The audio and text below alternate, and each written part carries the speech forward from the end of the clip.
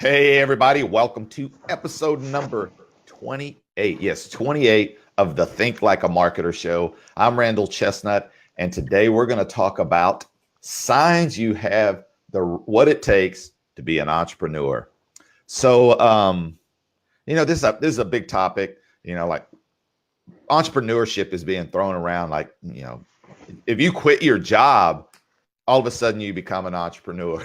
If you, there's many different definitions of what an entrepreneur is. So we could probably spend all day debating about that. But regardless of if you are the person who quit your job and you decided you were going to be an entrepreneur, or you're somebody who's in the thick of being an entrepreneur, there are traits that you must have. And we're going to have a friendly conversation with my next guest. Sometimes it can get heated because him and I actually know each other, so it might be entertaining. And we pretty much agree on most things when it comes to this topic. But you have to have certain traits, and some of them are I think most of them you can learn. But there are a few that you can't learn. You just have to experience. So I want to bring on my friend, Carmelo Sherman. Carmelo, what's going on, my friend?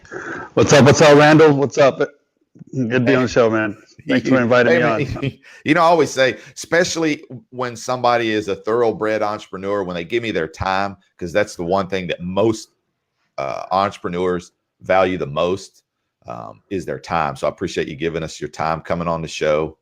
No worries. I know that if you're asked it, you know that I can contribute something of value. So hopefully there'll be some tidbits and morsels of information and people will hang on to. Yeah. So we go way back. And for those of you, God, I mean, how many years has it been? Has it been 20 something? Over 20. God. Over 20. I mean, pushing 27, 28 years, man. This is ridiculous. we're getting up there in age.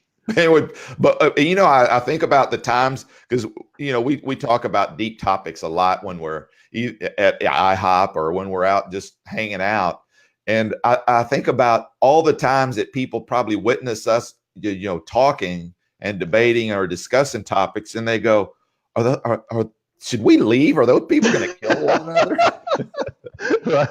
Right. They would say, if you can't have a meeting or a combative mind, you're treading water. Treading water. But I always left every conversation that we had, debate, discussion, whatever you want to call it, with a nugget. It was like, and something that I always, took out of it as a learning experience, as something new, because when you are an entrepreneur, one of the things that you have to be comfortable with is you have to be comfortable with isolation. And it's really hard sometimes. I mean, if you have employees, you can't go to your employees and tell them all the problems and woes that you have, because number one, they don't care. Number two, they can't fix them. Right. Unless they're the actual problem, then it's a problem while you're keeping them. But you really have to be uncomfortable with isolation. And for a lot of people, that can be very difficult. So that's why when, two spirited entrepreneurs get together, it's like an explosion of all of those things that you had to keep inside, and you're clashing. And it's not just that. It's as entrepreneurs, one of the many reasons that you are an entrepreneur is because you have ideas, and you have this thing in you that you think that your idea can contribute to the marketplace, or can help solve a problem, or you have a solution for something. But regardless of what it is, you have ideas in your head, and then when you get around other people, you can either bounce them off of, or throw your idea and defend it, or see why it's not good. What it really is, it's an explosion of things that you've been thinking about, but you didn't talk about them with anybody else but yourself. And now you have someone that you feel, okay, you know what? Either they'll side with you or they'll challenge you. It really doesn't matter. You don't care, but you know that you're having a conversation with someone other than yourself. Right. No, it's true. It's good you brought that up, because whenever you present an idea that you've had in your head, and you put it out there in the world, you have to always expect that there are going to be people that challenge it, and then there are going to be people who are advocates for whatever your idea is. And you should listen to both equally, because the ones who challenge you on it, you should take that and say, well, is my message off, or is my timing off? I mean, like, not take it as they're trying to be negative, because the world's full of enough of that. Well, it's funny. It's funny. It's funny you say that. So I'm gonna pick on you for a little bit here. You say, "Is my message off, or is my timing off?" Hey, buddy, what if your idea is off? Yeah, Okay, this is true. and with people like you and me, our idea is never off. Okay, so it's funny that you talk about message and timing. Well, when we were younger, it had to be message. It had to be message or timing, because this damn sure could be my idea. Right. Well, okay. Well, what I've learned as a dumb idea. Exactly. And what I've learned and what I've become more comfortable with as I've gotten a little bit older is that there might be something wrong with my idea, and I better listen to the person critiquing it, because if I'm not listening now when it's free, when I launch more time and money into that idea, it's gonna cost me money and time when I wasn't listening early in the beginning. Right. No, I mean, you should take, it's kind of like reviews. People are so afraid of negative reviews. Well, as a leadership, especially if you have like a restaurant, for example, you can't be involved in every transaction. But if a consumer or a customer gives you feedback, you should listen and go check out what they say. Don't take sides, but just kind of do some research and find out, is that the case, and then prove it, and then let them know, hey, this is what I did. So either way, I mean, but our financial services business, early on when we had a couple hundred people, you get personally involved in your business. It's it's your baby, of course, and you get one bad person and your heart's broken. Right. But what I found over time, that there's always at least one crazy person out of 100 people. So when you get more people, you're going to find more crazy people. Yeah, but when it depends on the type of entrepreneur you are, because when you're a spirited entrepreneur, your services and your product, what you're doing, what you're delivering, I mean, that's your baby. And when someone criticizes your baby, it's natural to get defensive about it. But yes, I've learned that I've got to remove myself from, quote unquote, my baby, and realize that person 9 times out of 10 is not coming from a malicious avenue. They're saying something that's pertinent to them, and out of 10 people, they might be the only one that matters to, and I've got to decide, okay, if I had 100 people, there'd be 10 like them. Right now, I just have 10, and there's 1 like them. If I've got 1,000 people, there's 100 people like them. And so, man, the thing about it is to make it less and less personal. If you make it less and less personal, you become more empathetic to what you're hearing. Yes, exactly. No, that's hard for when you were so married to an idea being exactly the way that you had it in your mind. They always said, I think it was Eckhart Tolle, that all things are created twice, once in the mind and once in the real world. Correct. And most people create things in their mind every day, but only a few people actually execute and make it real. Right. I forget the author that said, if we can walk around with notepads or with voice memos and make a small note or notate in your the ideas the countless ideas that come to you while you're driving down the road with the radio off, or while you're in the shower, or while you're just doing things with, just in solitude, the amount of things that come into our mind for inventions, for ideas, you cannot count them. You cannot count them. And Les Brown said it best, and I love it, and I'm going to try to quote it, but I know I'm going to butcher it up. But the idea is stuff like this, and it says, imagine if you're lying in your grave looking up and you're sitting there in your grave, you're dead, but you're looking up, and looking down at you are all the thoughts and the ideas and the unused talents that you had, but you never brought them to fruition. And your thoughts and ideas say to you, and they look down at you and say, Randall, we were your thoughts, we were your ideas, we came to you, and only you could have given us life, but you did nothing, and now we must all die with you. Right. And you look at that, and you're like, and if you really think about how deep that is, you're like, holy shit, that's massive. Well, Yeah, no. a lot of us are guilty of that. Totally You guilty know of that. the book the Traveler's Gift, right? Andy Andrews. It's about the 7 decisions in life.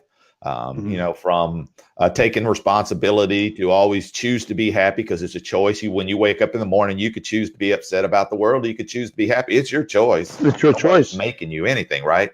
But And then either way, the last decision in the chapter, if you read the book, was the most touching. Basically, what happened is he would travel throughout time, and he would meet these famous people, from Anne Franks to Joshua Chamberlain to Christopher Columbus, Abraham Lincoln, right, and all these people, right? But the last person he meets that's supposed to give him this decision in life was the Archangel David. Oh, wow. Yeah, and so what happens is he travels in time, and he wakes up, and he doesn't know where he's at initially. Okay. In each one of these 7 stories, or 7 travels is what they call. And the last one, he wakes up and he looks around, and it looks like this warehouse as far as the eye could see, 360 degrees. He's like, wow. And he's thinking, what is this? And then he sees this silhouette of this really, really tall figure. And he's like, wow, what is that? And then all of a sudden these huge wings come up from behind it. And he goes, is that? And he goes, yes, it is. And he asks him, he says, what is this place? And he says, oh, this is where we store everything that could have been. Oh, wow. Yeah, it was crazy. If you read the book, and there's a scene right before he asks him that's right. Moving. He actually looks at a picture that he found in the warehouse, and he's in the picture. And of course, it's a place that you see things that could have been. So you can only imagine there's something in that picture that could have been. Right. So, but kind of to your point is that, imagine in that scenario, if you were able to, you're up there in heaven now, and they go, oh yeah, here's all the things that we had waiting for you, all of that. And you decided to give up. You decided to listen to all the naysayers. You decided to not do the work, or whatever, myriad of things. Right. There is not one thing. Well, I shouldn't say there's not one thing, because if I wanted to dunk a basketball, barring that show The Blubber, where they put the blubber on your feet in the whole movie and you could jump high, right. Ain't happening. Or they lower the goal to like 7 feet. Yeah, just not. That so, time is come and gone. Being uncomfortable in isolation is a big deal. And in isolation, you're with your thoughts. And those thoughts are sometimes the thoughts of people trying to convince you that's a bad idea, and all of those things. But you have to be uncomfortable with being uncomfortable, because you're going to have to do things that you're not comfortable with. Sometimes people aren't comfortable with speaking in front of audiences. Sometimes, like what we're doing now, people just are too terrified to do stuff like this.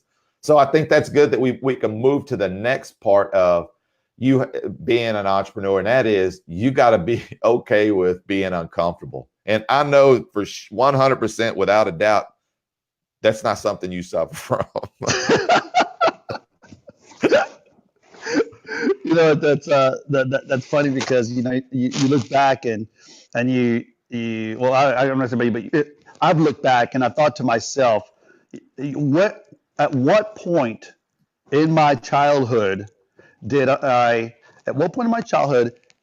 reach an epiphany where I just say, you know what, I don't give a shit. I'm going to do me, and I just don't care. At what point does that happen? And it's funny, because growing up, you have all the peer pressure, and you're trying to figure out the hormones, and you're trying to survive in class, and for me, you're trying to be an athlete, you're trying to do all these things all these things, and you're also trying to fit in. I don't care what anybody says. When you're growing up, you're trying to fit in somewhere with somebody, even if it is you're only two friends that you have. It does not matter. We are social creatures, and whether we're conscious about it or not, we are trying to fit in somewhere. So Right. when I look back and I say, at what point did I just reach the I don't give a shit moment? And it definitely happened somewhere in high school. Because I left home at an early age. And when you reach that you don't give a shit moment, is because you're back to that situation where it doesn't matter what everybody else thinks. I need to survive. I need to do me. I need to do me, because they're not going to contribute to my success. They're not going to contribute to whether I survive or not. So I need to focus on me. Right. On me. So it takes a Well, it takes a know bit of something? selfishness. It does take Right. Being an entrepreneur does require a bit of selfishness. I'm not the world's best interviewer. Hey, I'm not Oprah Winfrey, guys. So if you haven't noticed, I mean, it is very difficult to be an interviewer. It's super easy to be interviewed, but being an interview, or if that's an actual word. So I want to stop for just 1 second, because you have a really good backstory from where you came from, and kind of working your way through real estate, and you had a passion for mental illness, and kind of if you can just give a summary of, because you're in a lot of businesses, from wine to supercars to mental health to more wine. There's a theme somewhere in there about this wine thing. Right. Just a summary, how because you came to this country from, Venezuela. Would you consider yourself an immigrant? Right. I don't have to consider myself an immigrant. I'm a Venezuelan citizen. I am an immigrant. Well, I was just giving you the luxury there, sir. I am an immigrant. By all definitions, I'm an immigrant. I do have to laugh about that story, because remember we had a function. You want to tell the story about the black? Remember, he said, "But you're black." Yeah. Go ahead, tell your story. Well, that's another day. No, because that I don't like. I was thinking what I don't mind telling that. I don't mind telling that story, but I don't mind telling this story. But I prefer you tell it. And the reason I prefer not to tell it is because that story, and many like it, it actually speaks to people's ignorance. That is true. It actually speaks to people's ignorance, because they think that black is an ethnicity without actually acknowledging the fact that you have the equator, and north of the equator you have all sorts of ethnicities, races, and religion. And so I'm gonna just narrow it down to Americans, for the most part, believe that no other country on the planet is like the United States. Yes. We are the only country that have all the races, and they all speak English. And they don't acknowledge, they're not even clued into the fact that south of the border, and actually just south of our border, south of the American border, south of the United States border, most of the people speak Spanish. Yes. And they are black, white, Asian, Indian, you name the ethnicity, you name the race. They are all Spanish speakers or Portuguese speakers or French speakers. But 98 to 99% of us speak Spanish as a first language, just like in America, 99% of the people speak English as the first language. Yes. As the first language. So it just baffles me that our education system here in this country is so poor to not teach that in all these countries they have another language that's not English as their first language. So when people see you're me, going into another topic for another show. No. So when people see me as quote unquote a black person speaking Spanish fluently without any issue, without any dialect, it's as though they've seen a fucking ghost. They're like, and I've always been baffled by that. Always. I tell you what, when you go to Peru and you see a tiny Japanese lady speaking Spanish, it's kind of what? What'd you Bingo. say? Perfect example. And So so for you've those been who in, don't know, the story was, Carmelo and I we were in a mastermind group, and the gentleman in there, and we were introducing each other, and I think you were talking to someone else who was from Venezuela there, and you started speaking correct. Spanish there, and he was like, "Whoa!" He goes, "Where did you learn to speak that?" He goes, "Well, I'm Venezuelan." And he goes, "But you're black." And, and I was like, "What did you say?" He is black, by the way. But you can't be Venezuelan too and black. You know that, right? Anyway, I'm so really so so tipping you the came from scales. Venezuela. That is such a funny story. We could tell it. But Yeah, I it got is. some other topics to move on to, but I wanted to give you the choice to kind of move me from your childhood. You went to the A&M to real estate, and then how you got into the wine. There you Okay, well, go. first of all, as a Longhorn, you never tell a Longhorn that they went to A&M. Okay, those two things could not be any Why can't further I say apart, that? because Texas A&M are the Aggies, and the University of Texas are the Longhorns. Hook 'em. I'm just messing with you. I knew I'd get you. Look, so yeah, just in a nutshell. So I went to North Shore High School, home of the Mighty Mustangs, perennial state champs, in the playoffs again this year. Go Mustangs! But I went to North Shore High School. Left home when I was a sophomore in high school. For I would say, I used to say I didn't get along with my parents, but the reality was I thought I knew more than my parents, and my dad would always say, growing up, when you think you know more than I do, it's time for you to leave, and go do your own thing. And when you hear that enough, hey Tony, hook 'em horns. So when you hear that enough, it molds your mindset. There are a lot of people that are afflicted by things that they heard in their childhood. So you got to be careful what you tell your kids growing up. But Yes. because you tell me long enough, you do this or the highway. Well, guess what? As an entrepreneur mindset, as an independent, guess what? I am taking the highway, and I took the highway when I was a sophomore in high school. I took the highway, and I left home. Went to go live with my best friend at the time. We were stackers at Kroger's, and we were both athletes, and I had academic aspirations. I had athletic aspirations. I got into the University of Texas. I ran track there. Got out and tried to become an international runner. Realized I wasn't Olympic material. You know, came, came back to Houston. Got involved in real estate. Within 5 months, I owned 5 houses. Fast forward 5 years down the line, I had 22 houses, and I started into assisted living out of the need to take care of my dad. So I was doing assisted living, real estate, got into mental health housing. I still do assisted living, real estate, mental health housing. I got a huge 5 year, 6 year education in the legal department from lawsuits between How many businesses. lawsuits were you in at once? Man, I was there was a time I was involved in six different lawsuits between all business partners, or a real estate deal gone sour. Thank God I've never been sued by a client, never been sued by a resident. It's never been about services. It's always been the background side of it. And the biggest lesson I learned out of that was, hey, it's cheaper to just stay the hell out of court. Yeah, Try that's to for sure. settle as best as you can. But again, as entrepreneurs, we know that we're right, and we fight tooth and bone to prove a point. So let me tell you guys listening out there, there are times it's just cheaper to be wrong. Move on down the line. It's just settle and move on. You'll save a ton of money that way. But it really depends on how wrong, because being wrong has a price. So you just make sure you can afford the price of being wrong. So make sure Right. that people understand. Amen. Or the price of People being understand. right.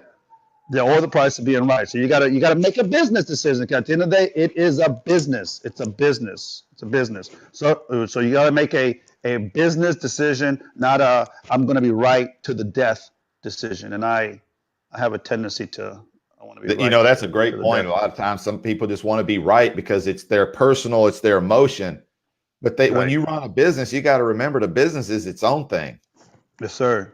Yes, And what would sir. the business, if the business could speak to you, what would it say? Be like, look, we don't need to be right. We just need to move on and make money because without this Correct. money, Correct. That's extremely important. So Yeah. throughout this time, I started collecting wine in my 20s, and throughout these lawsuits, wine became my medication and my out, and my just a disconnect from the world. And I really had a passion for wine.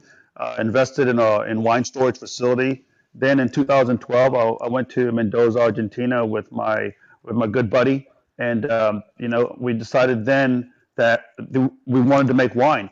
Came back and we went to Napa, and I introduced him to Steve Reynolds at Steve Reynolds Winery. We were at a wine auction, and next thing you know, in 2012 to the present, we're making wine. Fast forward 6 years later, we now have a winery license. We are importers, distributors, and retailers of wine. And so, what I love about the wine part about it is that is something I would literally do for free. I don't want to do it for free, but I've been doing it for free because it's a passion.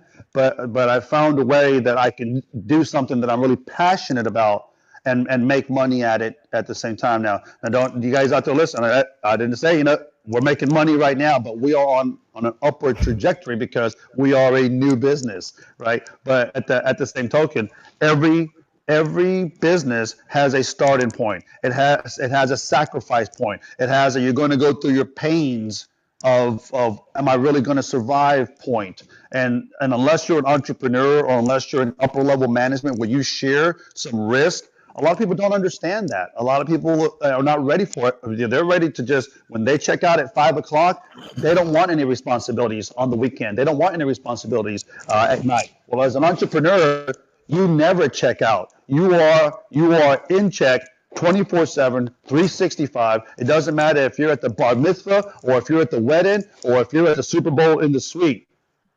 At some point, you're always thinking about business, a business connection, a business contact. You turn playthings into business as well.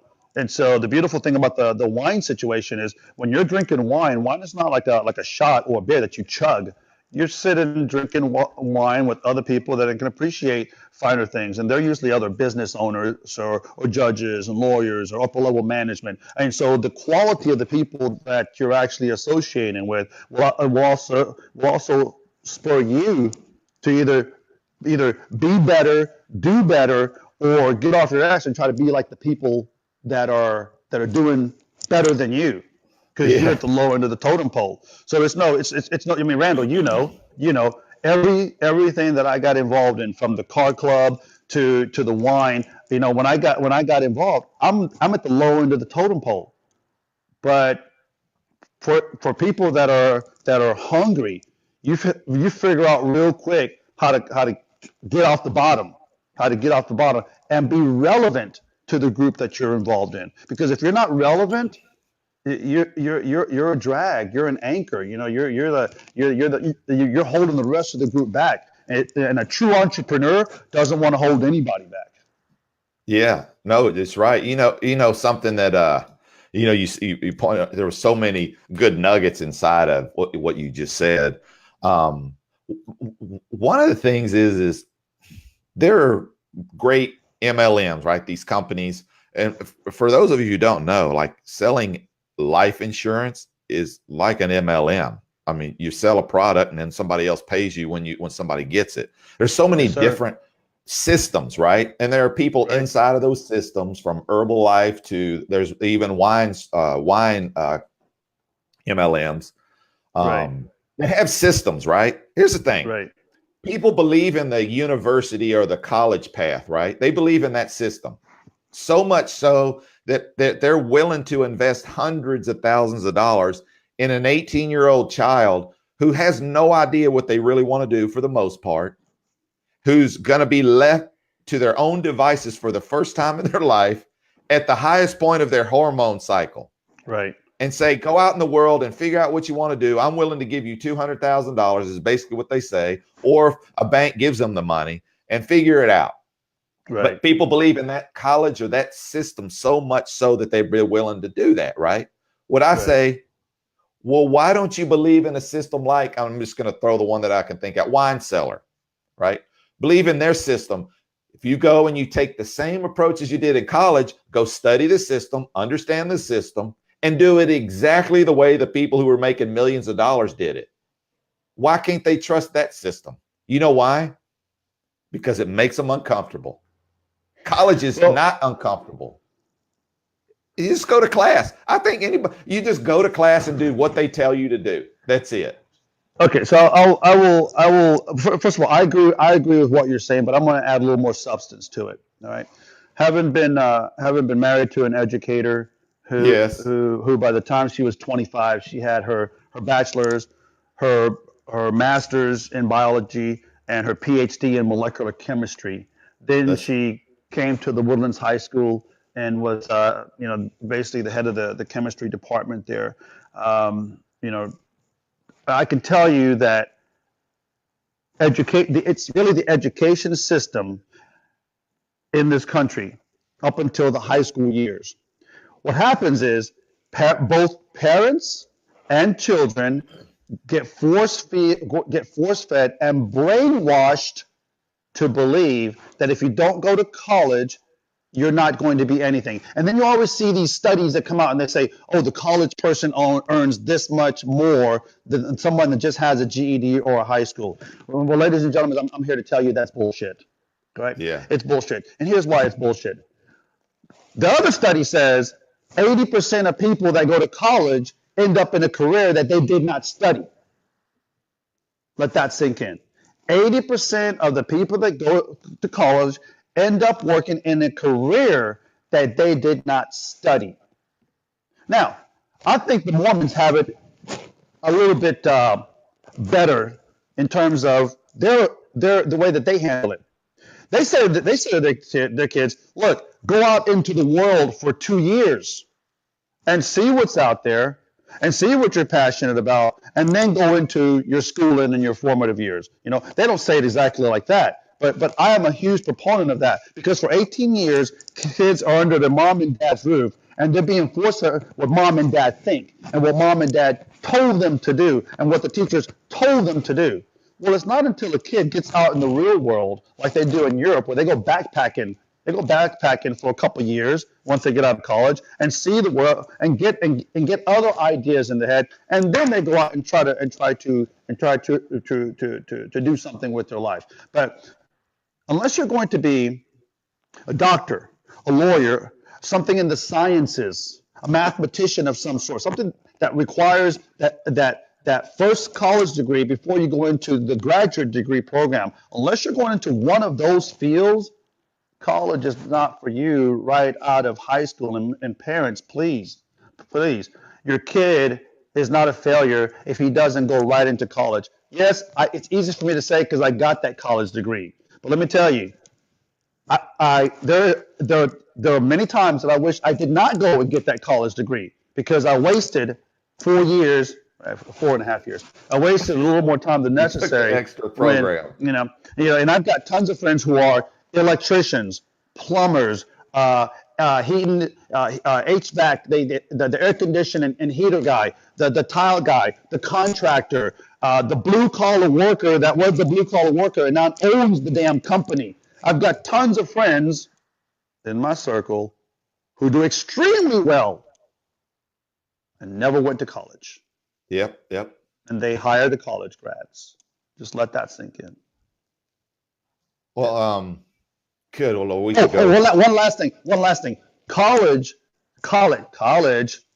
teaches you how to follow directions for somebody else so you can be a better employee. Remember that. Right. Well, I'll give you I'll give you 2 minutes to brag about your daughter. Man. I know that's not enough. Having a parent like you and her mom being, an educator. She only had one way to turn out. Oh no, it's funny, and I thank you for the compliment. It's funny because whenever she was growing up, I would tell her, "You are a combination. I don't know exactly the ratio, but you are a combination of your mom and myself."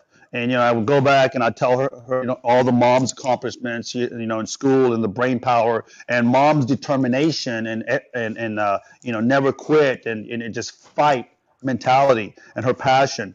And then I was come back and I would say, I was never the smartest, I was never the fastest, but I said no one will outwork me because I learned in life that people that are the smartest or they are the fastest, a lot of times they rely on their intelligence or their natural talents and don't do the rest of the work.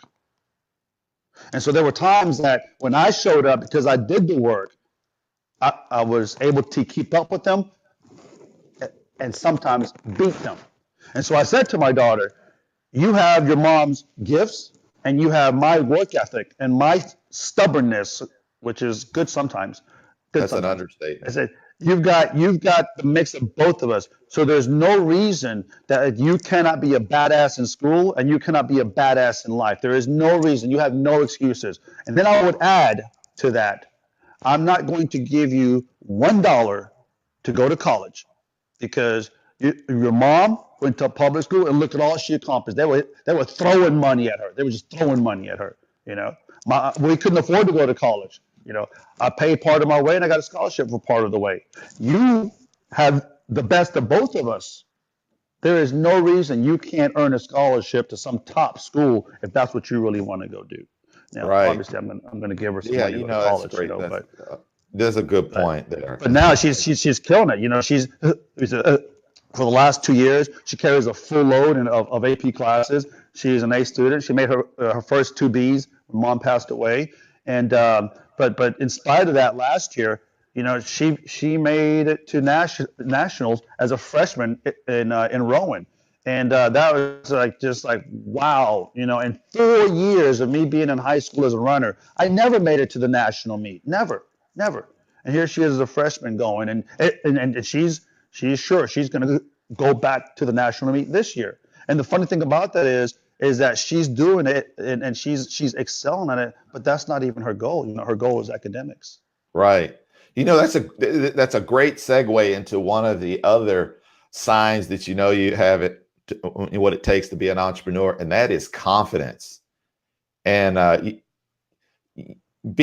having children and raising them as a parent, I think it's so important for us to instill them with confidence and to praise them when they do it. And of course, when they don't do something right, you don't want to tell them they did it, that was good, when it wasn't good. You have to be honest. Right. But there's a way to criticize or to adjust someone when they are doing something wrong. It's like, give them some context first before you give them the negative part, because their minds aren't prepared yet to accept. All they hear is the negative. But if you can take a little time and give them the criticism, confidence is so important, because when they leave under your tutelage, they have to be confident in themselves and believe that other people think that they're important too, not just their parents. And they have to be confident in themselves. They have to own it. Right. So I think confidence is a big deal. You got to be confident in the idea, because in the beginning, 80% of the world's going to tell you that's a dumb idea or don't do it, and many flavors of that. So you got to have so much confidence in it that just rolls off your back. Yeah, Randall, it's interesting you say that as you're saying that. I'm trying to hear what you're saying. I'm trying to process what you're saying, and I couldn't help but to think about the people that you and I have encountered, and then we both have a daughter that we want our daughters to be the best that they can be, and it's a fine line that we walk in terms of we have to look at our children and teach to their personality without overpower, or as I say, smothering them with too much of our personality and our overconfidence. You laugh because you know what I'm talking about. Yeah, and then that same thing, that because sometimes that confidence is read wrong, because when you're in a relationship, we generally attract our opposite person, whether that relationship be a romantic relationship or it's a friendship, with another male or females that are just they look at your confidence and they see it as a positive on the one hand, but then the more they know you, it's like they see it as a negative because you're so much more confident than them. So it's like we in turn have to decide, how do we temper, how do we tame, how do we convey confidence without being an ass? You understand? And so when it's with your child, how do we instill confidence in them and not turn them off to where they see, you know what, you encourage them with all the things without being pompous about it, or without letting them think, oh yeah, I'm so good, I don't have to work at this because my dad says I'm good, says I'm good with Right. it. It's there's a balance there, but you got to read. You got to read the people you're trying to convey to, and you also have to you have to know yourself, and that's a fine line that we deal with. That's a struggle at times. But confidence, yeah, I don't lack in that department. Yeah. Well, you find that most entrepreneurs, the successful ones, definitely don't. Yeah. We got a president who definitely doesn't lack confidence. That does, No, you see, you got to be able to roll. right? You got to be able to roll. If you got nobody with you, you got to be able to roll. And that reminds me of the story. Right now I'm talking to you with the Bluetooth. And I'm not connected to the phone. Well, think about before the wireless system set in. Everyone was against it and said there's no way in hell it would work, and they wouldn't fund it. And I forget the inventor that said yes it would. And he bet everything he had on it, everything, and look where we are today. But had he caved to the people that knew better, to the scientists, to the rich people, to the banks, had he caved, would we be having this technology? He had the confidence to march forward, patent his ideas, and look where we are, man. Look at it. Yeah. Well, that's a good segue into the next one, which is dreaming big. Like, why would you dream little? Why would you dream little? You have the option of dreaming as big as you want. If you can, because I do it all the time when the speaking engagements, I say, think of the amount of money that you want to make on a monthly or annual basis. Think about that number. You got it? And then I asked them, and I'm like, you said, did I hear you right? You said you want to make $10,000 a month. Is that what you want? Like, that's what I want. I'm like, okay, but is that all? You can have as much as you want, and you said $10,000. Why not 10 million a month or $1 million a month? The reason is because they don't actually believe that they could make it or that they deserve it. Right. Now, I'm here to tell everybody that everyone deserves it and everyone has the ability to make it. People are dying to get to this country to do exactly that. Right. And they do it all the time. I will tell you what I would add to that is dream big, but make a plan on how to get there. And when you start backing that plan out, you realize that there are steps to accomplishing those big dreams. And I would say I'm guilty of not dreaming big enough. When I was younger, before I started in the real estate, my goal was simply to amass $2 million in real estate, because I figured, hey, if I had $2 million in real estate, by the time I retire, I'll have more than $2 million worth of real estate, and I'll have $2 million that I can sell and live off the interest. Well, what I didn't do was make a plan sufficient to where I would have $2 million worth of real estate and not $3 million worth of expenses. So a lot of people don't make the plan of what they're going to do. They'll dream, but they didn't dream big enough. Now, if I were to dream and say, you know what, I want $10 million worth of real estate, and I have $3 million worth of problem, hey, I'm still ahead, right? But people are guilty of not only not dreaming big enough, but not making any plan. They're just dreamers, just dreaming. They don't realize there's the dream, and then there's the action to accomplishing the dream. Right. Dr. Robbie Wyatt, he just made a comment. He's like, dream requires manifestation, a plan, right? So the dreaming big is the strategy, so to speak, right? Like, I want to, the Bluetooth guy, he wanted to have it available in all devices. I mean, he's seen it already. Ray Kroc, he's seen McDonald's in its present form when they were just a store. Look at Tesla, all of those people. Exactly. Look at how big of a dreamer Tesla was. He went to his grave without seeing his biggest dreams come to fruition. Tesla. He died broke. He didn't. Broke is not a disease. No. I'm just saying that he died broke because he wanted it to happen. He wanted it to happen so badly when Westinghouse was being, it was Westinghouse and Thomas Edison because Right. Edison was backed by was it Rockefeller or JP Right. Morgan? Right. Right. JP JP Morgan. Morgan. Yeah. Right. Right. And they were, battling who it was at AC or DC, right? When Westinghouse, he came to Tesla. He said, "Hey, I can't get any of this investment money because of the agreement that you have to get a royalties." Right. And then he holds that agreement up in front of him, and he goes, "Well, if that's what it takes, I believe in my vision so much." And he tore it up in front of him. I don't want anything. That guy believed in his vision so well that he forego.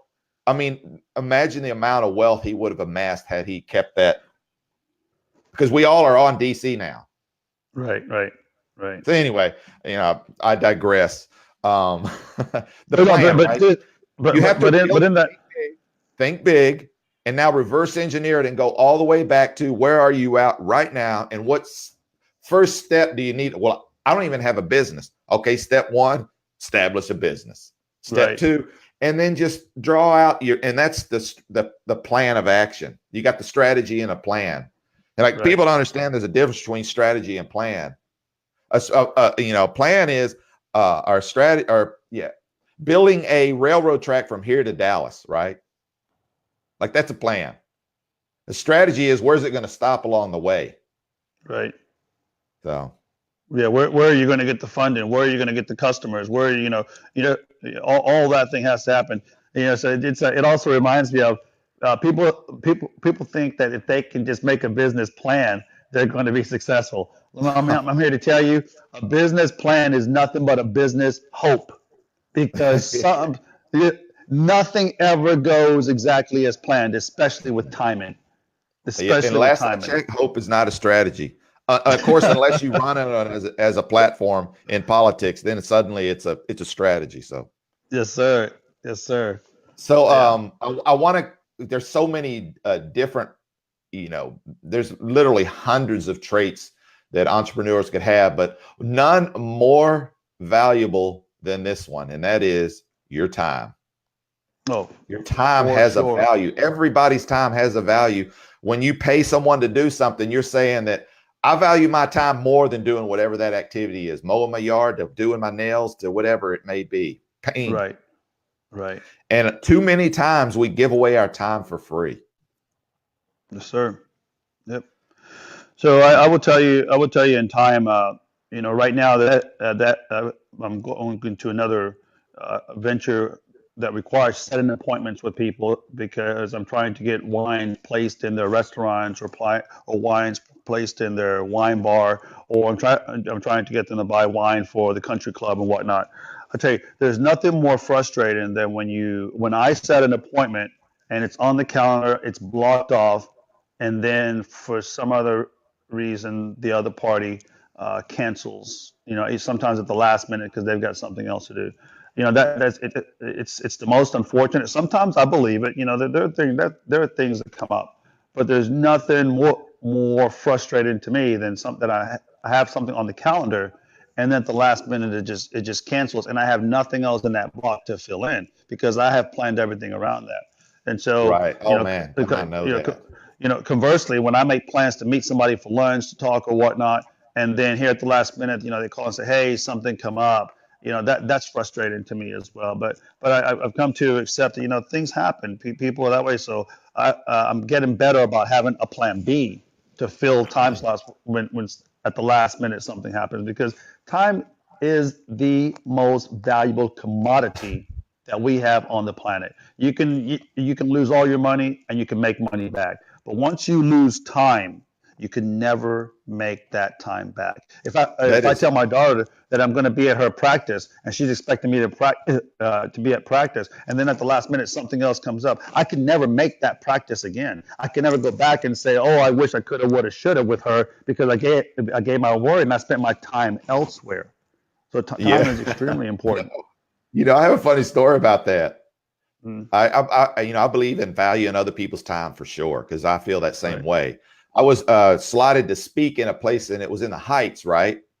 Long right, story short, I got in a car accident. It totaled my car, and I was literally 10 minutes away from having to get on stage to speak.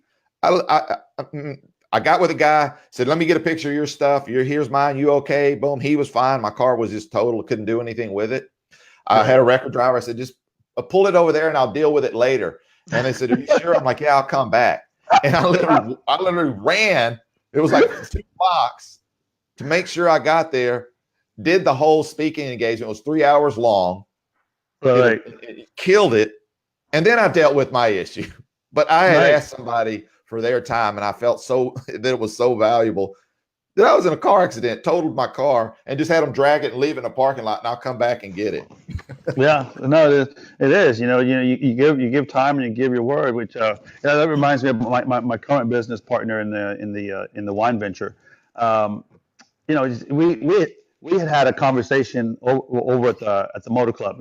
When we met, and we talked about wine and this and that, and in that conversation, he talked about going to Mendoza to go tour a vineyard that his friend had inherited.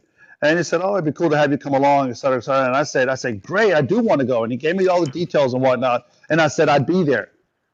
For five or 6 months, we never spoke about it again, even though we saw each other often. Never spoke about that again. And so then the day before, I sent him a text message showing that I'm on the plane and I'm on my way to Mendoza, and he better be there. And he was just shocked that although we hadn't spoken about it, that I had committed to going and being there on that tour with him at the vineyard. Needless to say, I was going without any plans, but when he got that text message, he got on it and made sure that I had a car waiting for me and hotel. I mean, the works, Yeah. And then so what that put in his mind is that I was a person of my word, and his time meant something, and my time meant something to me as well. And it was like, believe it or not, that was really the beginning of a great friendship. Yep. Hey, I wanted to thank some of our guests for their time, for coming on and commenting. You got Tony Rodriguez. She's just tearing it up. She loves you. Says you should start Tony. a wine show. We got Mac Blankenship on. Robbie Wyatt, Dr. Wyatt. Brandon Allen says this is one of the best shows he's seen. Best guests. We have Sorrel Ramajo. She's came on. Let's see who else we have here. We had Donnie Crisp. Everybody seems to want some more Carmelo. Hey, come drink wine with me. Come drink wine with me. So for I sure. want to give you that opportunity to say, I always appreciate everybody's time, including the people who take the time to watch it. Most of the time, because people are working, the guests are going to be or audience is going to be watching this on the replay. I want to let them know, if you make a comment, feel free to put in there some of your stories. Carmelo and myself, I always go in and comment on this after the broadcast. But I wanted, if you were interested in getting in touch with Carmelo about his wine venture, if you like wine, you want to learn about wine. I mean, if this guy is or business, or business, or you need motivation. You want to bounce ideas. If I don't know the answer, over wine. Hello, that's the best combination. Yeah. Well, I'm going to put it here on the screen for them, but you can go ahead and let them know. Yeah, the best way to contact me is mello@ventureswine.com. mello@ventureswine.com. Yeah, and he put his email because we talked about the show. It's like, what's the best? Being an entrepreneur, having an email is much easier because you can get to it when you can get to it, as opposed to just someone calling you. And you just can't call a random person and expect them to, be able to. So yeah, I've got it there on the screen. If you'd like to talk business, talk, wine. I mean, you marry those two together, and you got a fan in Carmelo. That's a winning combination. Yes, sir. Yes, sir.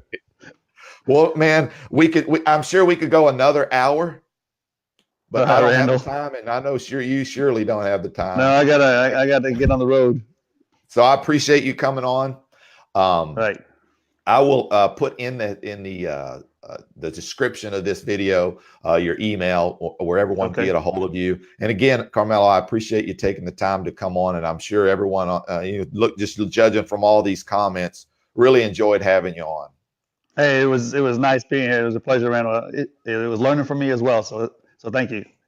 Oh, cool. Well, you have a good day, and thanks everybody for joining us. If you're not already following us on Facebook at Think Like a Marketer Show, go there, click the follow, the like, and if you have a friend who maybe this is something that they would find interesting in the show, we interview entrepreneurs, marketers, and innovators from all walks of life, um, from people who started with nothing to people who have what someone would consider a super successful life. So go over there and follow us and tag your friends in it.